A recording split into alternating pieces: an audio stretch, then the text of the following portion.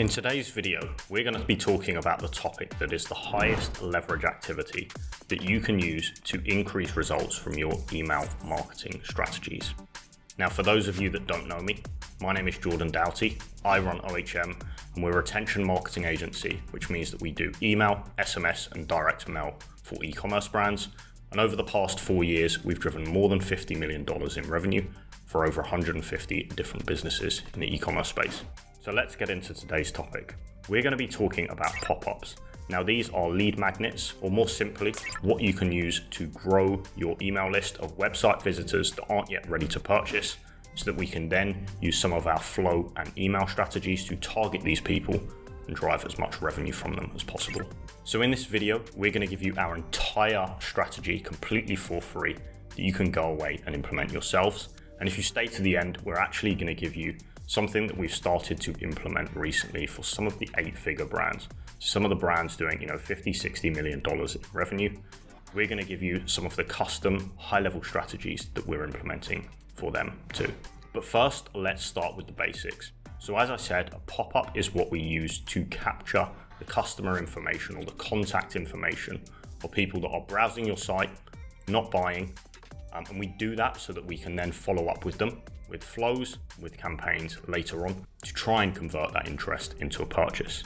And the reason for that is because typically, you're paying Mr. Zuckerberg hundreds of dollars to get people to visit your site. And 1, 2, 3, maybe 4% of those people will buy right off the bat. And that's 95, 96, 97% of people are not yet ready to purchase. So we want to grab their contact info so that we can follow up with them down the line. And we use pop-ups and lead magnets to do that. Now, I'm sure all of you have seen these on the site. These are, the email capture forms that come up asking people if they want 5 to 10% off in exchange for an email address. And you want to keep these as simple as possible, really. So, a clear headline, clear call to action that benefits the customer. And then typically you want to collect a first name and an email address and have a really kind of simple to read and clear call to action button that gets people submitting. The only point to note here is that the technical setup on the back end is the most important. The key point is that you don't want to be showing these to people that are browsing the site and purchasing. So typically we say if someone is showing exit intent, which means they're going to click that X button on the site, then we want the pop-up to show. Also, after a certain time delay of someone being inactive, we'll then want the pop-up to show because it looks like they're not checking out. Typically we say 10 to 20 seconds of inactivity should trigger the pop-up. And you'll also want to avoid showing this pop-up on certain pages on your site, like checkouts, like cart pages, which again, people are going through that process of buying, and we don't want them signing up just to get an additional discount. So we don't want to show this to them. So that's step one. We want to show a fairly simple and basic pop-up to people that showcases the product and what your brand's about, has a clear headline, collects name, email address, and has a clear call to action and submission button people can kind of go through. Now, typically with this, you'll see 3 to 5% of those non-purchasers opting in to contact, which is a great baseline for your email marketing approach. Before we talk about how we can get that number higher, I want to give you a quick few tips about how you can lessen the market impact. So obviously, the approach that I've said before is something like a 10% discount is the offer here, and you're giving that to customers for their first purchase. Now, really, you can test different offers in this sign-up form. And the goal is really to balance the conversion rate, so the number of people that take you up on that offer, with minimizing the margin impact of that offer. So if you can get the same conversion rate offering 5% off compared to 10% off, you want to be showing that 5% off offer. And there isn't a shortcut here. So really, you have to go and test a bunch of different offers, make sure that you get enough data through them, and then compare the margin impact on your business to the conversion rate of that offer, and go with the one that's best across both of those categories. So a couple of examples of things that you can test here. Different percentage amounts off. You can also split test fixed dollar amounts off. So typically if you're selling a more expensive product, we work with brands that sell multiple $1,000 unit items of fashion, and they don't want to be offering 10% off the first purchase, right?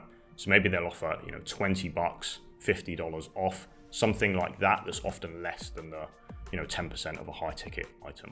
Something we've also seen work well is giveaways. Now, you can do this on a monthly or a quarterly basis, but essentially what you're doing here is you're selecting someone out of the group of people that signed up in that time period to win a giveaway from your business. You can pair this with other brands. You can build a gift box, but the idea or the premise remains the same. You're asking people to sign up, and in exchange, they'll get, every month, every few months, they'll get opted into a kind of raffle giveaway, and they've got the chance to win a prize. Typically, that works well on high ticket items and means for your business, you're not giving away a huge amount either. Now, something that we've been testing a little more recently is cashback. And I will note that you'll need to use a third-party app to implement this, but this has had some pretty outstanding results. And essentially what this is instead of 10% off, you're offering people 10% cashback. So this will often have the same conversion rate, but it has a massive difference on your bottom line. So typically 80% of people that sign up for the cashback will not implement their cashback on their first order. 50% of people will never redeem it. 30% of people will put that cashback towards their next purchase. So you're actually incentivizing, a higher lifetime value and another repeat purchase. And it's only 20% of people that will use that cashback on their first order. So it's a massive difference on your, profit margins compared to just a straight discount right out of the gate, giving 10 or 20% off, which is a pretty hefty fee. So that is the basics. If you implement what I've just said, you'll be, 80% of the way there. You have a fairly simple sign-up form. You'll have tested different offers to make sure that you're maximizing the conversion rate of that sign-up form and minimizing the margin impact on your business. Now, this should get you, anywhere from 6 to 8% of your traffic converting via those sign-up forms. The only other point I'd note that you should be doing is having a separate mobile pop-up to desktop. And essentially all that means is you want a form that's optimized for the device that people are viewing it on. And you'll also want to add a little teaser in the bottom of your site. So that means, if someone clicks cancel, they're not interested in the pop-up, it will minimize, but there'll be a little teaser that they can click on if they want that discount later on.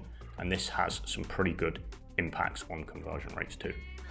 But before we go, I promised you some more advanced strategies too. And now we're going to dive into those. The first one being quiz funnels. So we've seen this rolled out. So we use a third-party app called Alia for this, and I will put the link to those guys in the description. But essentially what this allows you to do is instead of having a pop-up that's, very blunt and to the point about here's your discount, what this will do is have a pop-up that is asking the customer questions. And this has a number of different benefits. So you can see from the example on the screen in front of you, this is for a hair care business. And instead of going straight in with asking for the customer information, you're asking them what they're looking for on your site. So imagine you're in a physical store. You wouldn't have a member of staff who goes right up to that person and says, hey, can you give me your contact information? No, that would be silly, right? That would scare people away. Instead, that person, that retail shop assistant, goes up to the individual customer and asks if they need help with anything. They might ask, are you interested in deodorants? They might ask them what type of product they're interested in. And that's essentially what we're doing with one of these Alia pop-ups. So in this example that you can see on the screen in front of you, this is for a hair care business. We're essentially going up to that customer and saying, what are you looking for help with our products? Is it more volume? Is it less frizz? What goal are you trying to achieve? And the impact this has on conversion rates is insane. Typically with something like this, where you'll ask for some information and then you'll follow up with, thanks for the information. Would you like 10% off? Please give us, your name and your email address as you were doing before. But this has a 2 to 3x higher conversion rate than just the simple kind of opt-in form that we talked about previously. Now, you do want to make sure that you're getting enough traffic to site before trying something like this. But apart from just having a high conversion rate, it will also enable you to capture third-party data on the customer, which you can then use to personalize your follow-ups to them later on down the line. And not only will the conversion rate of the form be higher, but the conversion rate of your messaging will also be way higher down the line too. And the second more advanced tip is having a separate pop-up for people that are going to exit the browser. Now, you'll remember before when we talked about the basic setup, we said that you should only show this form to people that are looking to exit the site. But what if we did something a bit different? And that's what I'm going to talk about here. So having two separate sign-up forms. One for people that are on the front end that are, inactive and not checking out, and then one on the back end for people that are actively looking to leave your site. What is the thought process here though? Why would we do that? Well, you'd assume that people that are leaving your site are, further from buying than someone who's kind of browsing and just being inactive. So for the people that are browsing and inactive, we'd like to show what I call a conversion focused offer. So that's, your 10% off, you'll enter here for a giveaway because they're on the threshold of buying. So you just want to give them a little something extra that's going to kind of push them over the edge. But someone that's looking to exit your site is in a completely different mindset. They've had a look around. They're not seeing anything that they think is interesting enough to buy, and they're ready to leave. So here, we want to show them something that is lower conversion focused. And I'm going to put on the screen now an example of that. Instead of giving people a discount, we're going to give them or offer them information about your brand. Maybe they're not sure about your products. Maybe they're not sure if they'd use them. Maybe they have other objections. And we want to capture their information here using some kind of informational lead magnet that we can then follow up with more information about the business, about the lead magnet, about common objections, and get them over the line later on, and then follow up with more conversion. And then once they've gone through that information, we can follow up with conversion focused content like the discount, like social proof, and so on and so forth. So for this, you'll want to build out 2 separate sign-up forms. And for this one, you want to keep it fairly simple. So you'll just say something like, get XYZ information here. You just want an email address. They then kind of give that in, and then you follow up with a short flow, giving them what you've promised, introducing your business, and then you want to push them through that welcome flow, which comes on the back of your first pop-up, which is the more conversion focused offer. And just for reference, for some of the brands that we've implemented this for, we've seen a 2 times higher list growth rate than just having one sign-up form. So I hope you enjoyed that. If you follow those steps in the video that I've just outlined, you're going to see a massive increase to your Shopify store's bottom line. We've taught you how to grow your email list for people that are not purchasing, how to set up a basic pop-up that will allow you to convert 3 to 5% of your website traffic into your email list. And we've also given you a couple of tricks that we're using for some of our 8-figure brands that we work with. They can use to get results that are above and beyond. I hope you found this useful, but as always, if you're looking for any help with any of your retention marketing, so that's email, SMS, direct mail, please don't hesitate to check out the link in the description, book in a call to speak with me, and we can give you a free strategy audit of your company and see what we can do to take things to the next level to help you scale further and faster. Thank you and have a great day.